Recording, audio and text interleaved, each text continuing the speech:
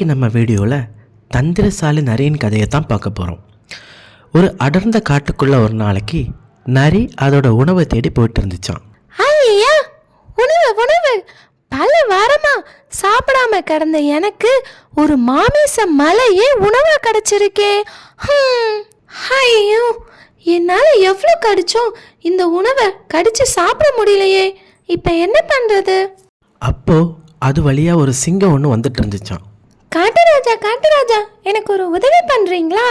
என்ன உதவி? எனக்கு இந்த உணவை கடிக்கவே முடியல, எனக்கு கொஞ்சம் கடிச்சு தரீங்களா?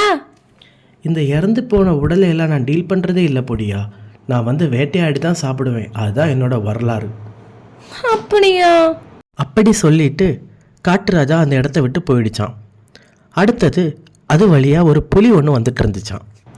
என்னது இது, இவ்வளோ பெரிய மாமிச மலையே சரிஞ்சு கிடக்குது. இன்னைக்கு நமக்கு சரியான உணவு வேட்டை தான் போ. ஏய் புலி, புலி, என்ன பண்ற நீனு? நான் இதை சாப்பிடலான் இருக்கேன். ஏய், இத சாப்பிடாத. இப்பதான் காட்டுராஜா இத வேட்டையாடிட்டு என்னை பார்த்துக்கிட சொல்லிட்டு குளிக்க போனாரு. அவர் வந்தா என்ன நடக்கும்னு தெரியும்ல? அவரே சொன்னாரா? ஆமா. ஐயோ, அப்ப நான் கிளம்புறேன். ஓகே, பாய். இப்ப நான் இந்த உணவை சாப்பிட்றதுக்கு ஏதாவது தந்திரம் பண்ணணுமே. என்ன பண்ணலாம்? நரி இப்படி யோசிச்சுட்டு இருக்கும்போது அது வழியா ஒரு சிறுத்தை வந்துட்டு இருந்துச்சான். சிறுத்தை, சிறுத்தை, இங்க வாவே. என்ன வேணும்? நீ சாப்பிட்டு பல மாசம் ஆன மாதிரி தெரியுதே. அப்படியா தெரியுது?